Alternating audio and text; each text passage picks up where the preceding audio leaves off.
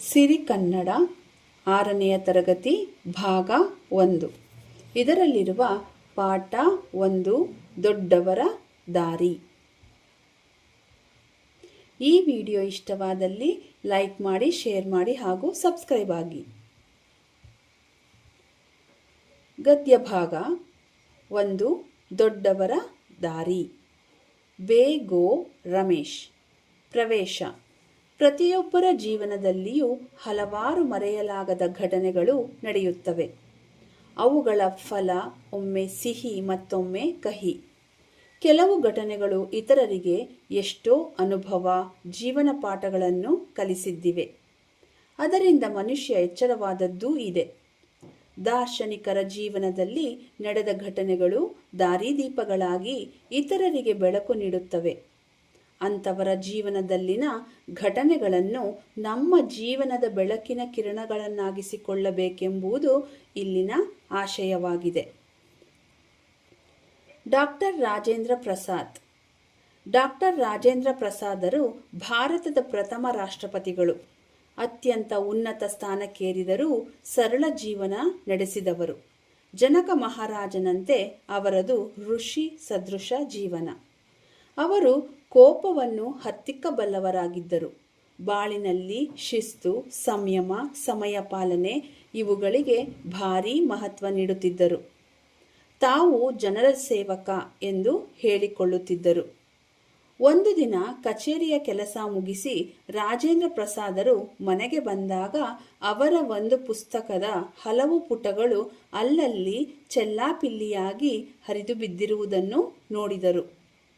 ಇದೆಲ್ಲ ಮಕ್ಕಳ ಕೆಲಸ ಎಂಬುದು ಅವರಿಗೆ ಹೊಳೆಯಲು ಹೆಚ್ಚು ವೇಳೆ ಬೇಕಾಗಲಿಲ್ಲ. ಮಕ್ಕಳಿಗೆ ತಮ್ಮ ತಪ್ಪಿನ ಅರಿವಾಗಬೇಕು ಎಂದೆನಿಸಿತು. ಆದರೆ ಆ ಮಕ್ಕಳನ್ನು ಅಪರಾಧಿಗಳಾಗಿಸಲು ಅವರ ಮನ ಒಪ್ಪಲಿಲ್ಲ. ಒಂದು ಉಪಾಯ ಹೂಡಿದರು. ಪ್ರಸಾದರು ಮುಖ ಕೈಕಾಲು ತೊಳೆದು ಬಂದರು. ನಿಧಾನವಾಗಿ ಕೋಣೆಯಲ್ಲಿ ಹರಿದು ಬಿದ್ದಿದ್ದ ಪುಸ್ತಕದ ಪುಟಗಳನ್ನು ಒಂದೊಂದಾಗಿ ಎತ್ತಿ ಮೇಜಿನ ಮೇಲಿಟ್ಟರು. ಬಳಿಕ ಮಕ್ಕಳನ್ನೆಲ್ಲ ಬಳಿಗೆ ಕರೆದರು. ಮಕ್ಕಳು ಓಡೋಡಿ ಬಂದರು. ರಾಜೇಂದ್ರ ಪ್ರಸಾದರು, ಮಕ್ಕಳೇ ನೋಡಿ, ಇಲ್ಲಿ ಎಷ್ಟೊಂದು ಕಾಗದಗಳು ಹರಿದು ಹೋಗಿವೆ. ಇವೆಲ್ಲ ಪುಸ್ತಕದ ಪುಟಗಳು. ನಿಮ್ಮಲ್ಲಿ ಯಾರು ಯಾರು ಎಷ್ಟೆಷ್ಟು ಪುಟಗಳನ್ನು ಹರಿದಿದ್ದೀರೋ ಅವರಿಗೆ ಆ ಪುಟಗಳ ಸಂಖ್ಯೆಗನುಗುಣವಾಗಿ ಕಾಸು ಕೊಡುತ್ತೇನೆ, ಆಗಬಹುದೇ ಎಂದರು. ಮಕ್ಕಳು ಒಬ್ಬರ ಮುಖ ಒಬ್ಬರು ನೋಡಿಕೊಂಡರು. ಒಬ್ಬೊಬ್ಬರು ಕಾಸು ಸಿಗುವುದಲ್ಲ ಎಂಬ ಸಂತೋಷದಿಂದ ತಾವು ಹರಿದ ಪುಟಗಳ ಸಂಖ್ಯೆಯನ್ನು ತಿಳಿಸಿದರು. ಪ್ರಸಾದರು ಅವರಿಗೆಲ್ಲ ಅಷ್ಟಷ್ಟು ಕಾಸು ಕೊಟ್ಟರು. ಹುಡುಗರಿಗೆ ಖುಷಿಯೋ ಖುಷಿ. ಆಗ ಪ್ರಸಾದರು, ನೋಡಿ ಮಕ್ಕಳೇ, ಪುಸ್ತಕಗಳು ಜ್ಞಾನ ಭಂಡಾರ, ನಮ್ಮ ತಿಳುವಳಿಕೆಯನ್ನು ಹೆಚ್ಚಿಸುವ ಆಕರಗಳು. ಪುಸ್ತಕದ ಪುಟಗಳನ್ನು ಹರಿದು ಹಾಕುವುದು ಒಳ್ಳೆಯ ಅಭ್ಯಾಸವಲ್ಲ, ತಿಳಿಯಿತೆ ಎಂದು ಮಕ್ಕಳಿಗೆ ತಿಳಿಯುವಂತೆ ಹೇಳಿದರು. ಮಕ್ಕಳಿಗೆ ತಮ್ಮ ತಪ್ಪಿನ ಅರಿವಾಯಿತು. ಅವರೆಲ್ಲ ರಾಜೇಂದ್ರರಿಗೆ, ತಾತ, ನಾವು ಇನ್ನು ಮುಂದೆ ಎಂದೂ ಪುಸ್ತಕಗಳ ಪುಟಗಳನ್ನು ಹರಿಯುವುದಿಲ್ಲ, ಜೋಪಾನ ಮಾಡುತ್ತೇವೆ ಎಂದು ಪ್ರಮಾಣ ಮಾಡಿ ಹೇಳಿದರು. ಪ್ರಸಾದರಿಗೆ ಸಮಾಧಾನವಾಯಿತು. ಮಕ್ಕಳಲ್ಲಿ ಅಪರಾಧಿ ಮನೋಭಾವ ಮೂಡಲಿಲ್ಲ. ದೊಡ್ಡ ವ್ಯಕ್ತಿಗಳೇ ಹಾಗೆ. ಕೋಪ, ಅಸಹನೆ, ತಾಳ್ಮೆಗೆಡುವುದು ಇವೆಲ್ಲ ಅವರಿಂದ ದೂರ. ಪ್ರಗತಿಯ ಗುಟ್ಟೆ ಅದು. ಡಾಕ್ಟರ್ ಜಾಕಿರ್ ಹುಸೇನ್. ಡಾಕ್ಟರ್ ಜಾಕಿರ್ ಹುಸೇನರು ಭಾರತೀಯ ಶಿಕ್ಷಣದ ಅಭಿವೃದ್ಧಿ ಹಾಗೂ ಸುಧಾರಣೆ ಕುರಿತಂತೆ ಹಲವು ಪುಸ್ತಕಗಳನ್ನು ಬರೆದವರು. ಭಾರತಕ್ಕೆ ಸ್ವಾತಂತ್ರ್ಯ ಬಂದ ಬಳಿಕ ಬಿಹಾರದ ರಾಜ್ಯಪಾಲರಾಗಿ, ಭಾರತದ ಉಪರಾಷ್ಟ್ರಪತಿಗಳಾಗಿ, ಅನಂತರ ರಾಷ್ಟ್ರಪತಿಗಳಾಗಿ ದುಡಿದವರು. ಕೆಲಕಾಲ ಅಲಿಗಢ ಮುಸ್ಲಿಂ ವಿಶ್ವವಿದ್ಯಾಲಯದ ಕುಲಪತಿಗಳೂ ಆಗಿದ್ದರು. ಶಿಕ್ಷಣ ಅವರ ಪ್ರಮುಖ ಕಾರ್ಯಕ್ಷೇತ್ರವಾಗಿತ್ತು. ದೆಹಲಿಯ ಜಾಮಿಯಾ ಮಿಲಿಯಾ ವಿಶ್ವವಿದ್ಯಾಲಯ ಉನ್ನತ ಶಿಕ್ಷಣಕ್ಕೆ ಹೆಸರಾದ ಸಂಸ್ಥೆ. ಅದರ ಸ್ಥಾಪಕರು ಡಾಕ್ಟರ್ ಜಾಕಿರ್ ಹುಸೇನರು. ಅವರು ತಮ್ಮ ಜೀವನದ ಬಹುಭಾಗವನ್ನು ಆ ವಿಶ್ವವಿದ್ಯಾಲಯದಲ್ಲಿಯೇ ಕಳೆದರೆನ್ನಬಹುದು. ಅಲ್ಲಿನ ಒಂದು ಘಟನೆ ತುಂಬ ರೋಚಕವಾಗಿದೆ. ಡಾಕ್ಟರ್ ಜಾಕಿರ್ ಹುಸೇನರು ಶಿಸ್ತು ಮತ್ತು ಶುಚಿಗೆ ಅಪಾರ ಮಹತ್ವ ನೀಡುತ್ತಿದ್ದರು. ಎಲ್ಲ ವಿದ್ಯಾರ್ಥಿಗಳು ಪ್ರತಿನಿತ್ಯ ಶುಚಿಯಾದ ಬಟ್ಟೆಗಳನ್ನು ಧರಿಸಿ ಕಾಲೇಜಿಗೆ ಬರಬೇಕು ಹಾಗೂ ಕಾಲಿಗೆ ಹಾಕಿದ ಬೂಟುಗಳನ್ನು ಚೆನ್ನಾಗಿ ಪಾಲಿಶ್ ಮಾಡಿರಬೇಕು ಎಂದು ಹೇಳುತ್ತಿದ್ದರು. ಆದರೆ ಎಷ್ಟೋ ವಿದ್ಯಾರ್ಥಿಗಳು ಜಾಕಿರ್ ಹುಸೇನರು ಹೇಳಿದುದನ್ನು ಸರಿಯಾಗಿ ಪಾಲಿಸುತ್ತಿರಲಿಲ್ಲ. ಇದರಿಂದ ಶಿಸ್ತಿಗೆ ಭಂಗವಾಗಬಹುದೆಂದು ಹುಸೇನರು ಅಭಿಪ್ರಾಯಪಟ್ಟರು. ವಿದ್ಯಾರ್ಥಿಗಳಿಗೆ ಬುದ್ಧಿ ಕಲಿಸಲು ತಾವೇ ಒಂದು ದಾರಿ ಕಂಡುಕೊಂಡರು. ಒಂದು ದಿನ ವಿಶ್ವವಿದ್ಯಾಲಯದ ಪ್ರವೇಶ ದ್ವಾರದಲ್ಲಿ ಜಾಕಿರ್ ಹುಸೇನರು ಒಬ್ಬ ಬೂಟ್ ಪಾಲಿಶ್ ಹಾಕುವವನ ವೇಷದಲ್ಲಿ ಕುಳಿತಿದ್ದು ವಿದ್ಯಾರ್ಥಿಗಳ ಗಮನಕ್ಕೆ ಬಂತು. ಕುಲಪತಿಗಳು ಕೈಯಲ್ಲಿ ಪಾಲಿಶ್ ಡಬ್ಬಿ, ಬ್ರಷ್ ಹಿಡಿದು ಕುಳಿತಿದ್ದ ದೃಶ್ಯ ಕಂಡ ವಿದ್ಯಾರ್ಥಿಗಳು ತಮ್ಮ ವರ್ತನೆಗೆ ನಾಚಿದರು. ಒಂದಿಬ್ಬರು ಪಾಲಿಶ್ ಹಾಕಿಸಿಕೊಂಡೂ ಆಗಿತ್ತು. ಅಂದಿನಿಂದ ವಿದ್ಯಾರ್ಥಿಗಳು ನೀಟಾಗಿ ಬಟ್ಟೆ ಧರಿಸಿಕೊಂಡು ಬೂಟುಗಳಿಗೆ ಪಾಲಿಶ್ ಹಾಕಿಕೊಂಡು ಕಾಲೇಜಿಗೆ ಬರತೊಡಗಿದರು. ಇದು ವಿದ್ಯಾರ್ಥಿಗಳ ಬಾಳಿನಲ್ಲಿ ಶಿಸ್ತು ಬೆಳೆಸಿಕೊಳ್ಳಲು ನೆರವಾಯಿತು.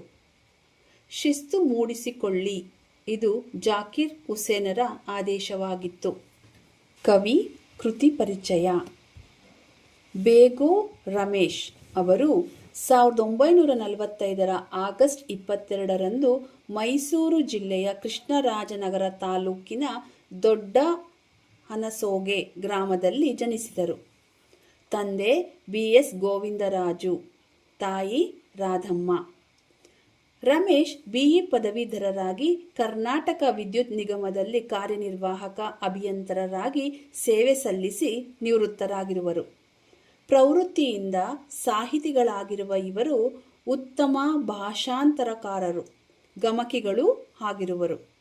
ಕರ್ನಾಟಕ ಗಮಕ ಕಲಾ ಪರಿಷತ್ತಿನ ಅಧ್ಯಕ್ಷರಾಗಿ ಕಾರ್ಯನಿರ್ವಹಿಸಿರುವರು. ಕನ್ನಡದಲ್ಲಿ ವಿವಿಧ ಸಾಹಿತ್ಯ ಪ್ರಕಾರಗಳಲ್ಲಿ ಸುಮಾರು 500 ಪುಸ್ತಕಗಳನ್ನು ರಚಿಸಿರುವರು. ಜೀವನ ಚರಿತ್ರೆ, ವ್ಯಕ್ತಿಚಿತ್ರಗಳನ್ನು ಬರೆಯುವುದರಲ್ಲಿ ಸಿದ್ಧಹಸ್ತರು. ವಿಶ್ವವಿಖ್ಯಾತ ಮಹಿಳೆಯರು, ನಮ್ಮ ಗಮಕಿಗಳು, ಕನ್ನಡ ಕವಿರತ್ನತ್ರಯರು, ವಿಜ್ಞಾನಿಗಳ ಹಾಗೂ ದೇಶಭಕ್ತರ ಜೀವನ ಚರಿತ್ರೆಗಳು ಇವರ ಗಮನಾರ್ಹ ಕೃತಿಗಳು. ಶಾಂತಿಪ್ರಿಯ ಅಂಕಿತದಲ್ಲಿ ಇವರು ರಚಿಸಿದ 600 ವಚನಗಳ ಸಂಕಲನ ವಚನ ಸಾಗರ ಕೃತಿಗೆ ವಚನ ಸಾಹಿತ್ಯ ಅಕಾಡೆಮಿಯ ಪ್ರಶಸ್ತಿ ಬಂದಿರುತ್ತದೆ. ಸರ್ MV ರವರ ಪ್ರಶಸ್ತಿ, ಡೆಪ್ಯೂಟಿ ಚನ್ನಬಸಪ್ಪ ರಾಜ್ಯ ಪ್ರಶಸ್ತಿ ಮೊದಲಾದ ಪ್ರಶಸ್ತಿಗಳು ಸಂದಿವೆ. ಪ್ರಸ್ತುತ ಪಠ್ಯಭಾಗವನ್ನು ಇವರ ಪ್ರಸಿದ್ಧ ವ್ಯಕ್ತಿಗಳ ಬಾಳಿನಲ್ಲಿ ಒಂದು ಘಟನೆ ಕೃತಿಯಿಂದ ಆಯ್ದುಕೊಳ್ಳಲಾಗಿದೆ. ಪದಗಳ ಅರ್ಥ. ರಾಷ್ಟ್ರಪತಿ ಅಂದರೆ ರಾಷ್ಟ್ರಾಧ್ಯಕ್ಷ, ರಾಷ್ಟ್ರದ ಪ್ರಥಮ ಪ್ರಜೆ. ಉನ್ನತ ಅಂದರೆ ಎತ್ತರವಾದ, ಮೇಲಾದ. ಹತ್ತಿಕ್ಕು ಅಂದರೆ ಅಡಗಿಸು, ದಮನ ಮಾಡು. ಚೆಲ್ಲಾಪಿಲ್ಲಿ ಅಂದರೆ ಅಸ್ತವ್ಯಸ್ತ, ಚೆದುರು. ಅನುಗುಣ ಅಂದರೆ ಅನುಸಾರ, ಹೊಂದಿಕೊಂಡು. ಆಕರ ಅಂದರೆ ಮೂಲ, ಆಧಾರ. ಮನೋಭಾವ ಅಂದರೆ ಮನಸ್ಸಿನ ಭಾವನೆ. ದೌರ್ಬಲ್ಯ ಬಲಹೀನತೆ. ಭಂಗ ಅಂದರೆ ಸೋಲು, ವೈಫಲ್ಯ. ವರ್ತನೆ ಅಂದರೆ ನಡತೆ, ರೀತಿ. ಆದೇಶ ಅಂದರೆ ಆಜ್ಞೆ, ಅಪ್ಪಣೆ. ಸದೃಶ ಅಂದರೆ ಹೋಲುವ, ಸಾಟಿಯಾದ. ಸಂಯಮ ಅಂದರೆ ಹತೋಟಿ, ನಿಯಂತ್ರಣ. ಅಪರಾಧಿ ತಪ್ಪು ಮಾಡಿದವನು. ಭಂಡಾರ ಅಂದರೆ ಬೊಕ್ಕಸ, ಖಜಾನೆ. ಜೋಪಾನ ಅಂದರೆ ರಕ್ಷಣೆ, ಜತನ. ಪ್ರಗತಿ ಅಂದರೆ ಮುನ್ನಡೆ, ಅಭಿವೃದ್ಧಿ. ರೋಚಕ ಅಂದರೆ ಕುತೂಹಲಕಾರಿ, ಸೋಜಿಗದಾಯಕ. ಪ್ರವೇಶ ದ್ವಾರ ಒಳ ಹೋಗುವ ಮುಖ್ಯ ಬಾಗಿಲು. ನೀಟಾಗಿ ಅಂದರೆ ಅಂದವಾಗಿ, ಸೊಗಸಾಗಿ. ವಿವರ ತಿಳಿಯಿರಿ. ಜನಕ ಮಹಾರಾಜ ಅಂದರೆ ಮಿಥಿಲೆಯ ರಾಜ, ಸೀತೆಯ ತಂದೆ. ತಾಳ್ಮೆಗೆಡು ಅಂದರೆ ಸಹನೆ ಕಳೆದುಕೊಳ್ಳು, ಕೋಪಕ್ಕೆ ಒಳಗಾಗು. ಸಂಸ್ಕೃತಿ ಅಂದರೆ ದೇಶದ ನಾಗರಿಕತೆಯ ಸಾರ. ರಾಜ್ಯಪಾಲ ಅಂದರೆ ರಾಜ್ಯದ ಮುಖ್ಯಸ್ಥ, ರಾಜ್ಯದ ಪ್ರಥಮ ಪ್ರಜೆ. ವಿಶ್ವವಿದ್ಯಾಲಯ ಅಂದರೆ ಉನ್ನತ ವಿದ್ಯಾಭ್ಯಾಸ ನೀಡುವ ಸಂಸ್ಥೆ.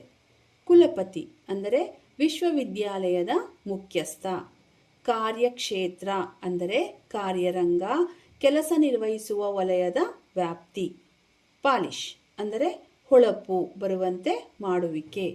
ಬುದ್ಧಿ ಕಲಿಸು ಅಂದರೆ ತಿಳುವಳಿಕೆಯನ್ನುಂಟು ಮಾಡು, ಸರಿದಾರಿಗೆ ತರು. ದೊಡ್ಡವರ ದಾರಿ ಈ ಪಾಠದ ಸಂಕ್ಷಿಪ್ತ ಸಾರಾಂಶ. ಪ್ರತಿಯೊಬ್ಬರ ಜೀವನದಲ್ಲೂ ಮರೆಯಲಾಗದ ಘಟನೆಗಳು ಇರುತ್ತವೆ. ಅವುಗಳಲ್ಲಿ ಕೆಲವು ಸಿಹಿಯಾಗಿದ್ದರೆ ಕೆಲವು ಕಹಿಯಾಗಿರುತ್ತವೆ. ಕೆಲವು ಘಟನೆಗಳು ಜೀವನಕ್ಕೆ ಅಮೂಲ್ಯ ಪಾಠಗಳನ್ನು ಕಲಿಸುತ್ತವೆ.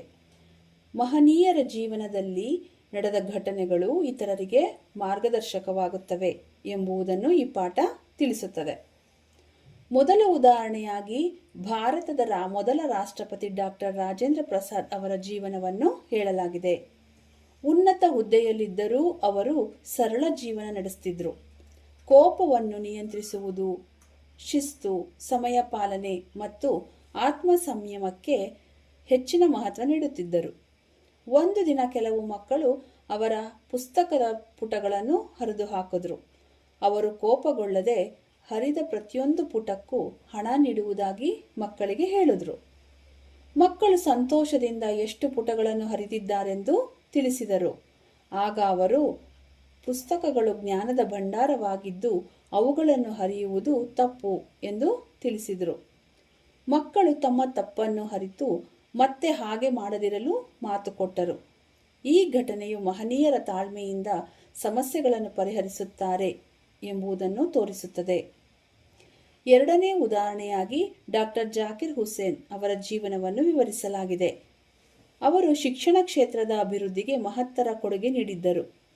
ಬಿಹಾರದ ರಾಜ್ಯಪಾಲರಾಗಿ, ಉಪರಾಷ್ಟ್ರಪತಿಯಾಗಿ ಮತ್ತು ನಂತರ ರಾಷ್ಟ್ರಪತಿಯಾಗಿ ಸೇವೆ ಸಲ್ಲಿಸಿದರು.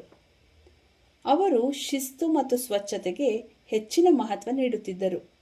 ವಿದ್ಯಾರ್ಥಿಗಳು ಸ್ವಚ್ಛವಾದ ಬಟ್ಟೆ ಮತ್ತು ಹೊಳಪು ಮಾಡಿದ ಪಾದರಕ್ಷೆಗಳೊಂದಿಗೆ ಕಾಲೇಜಿಗೆ ಬರಬೇಕೆಂದು ಬಯಸುತ್ತಿದ್ದರು.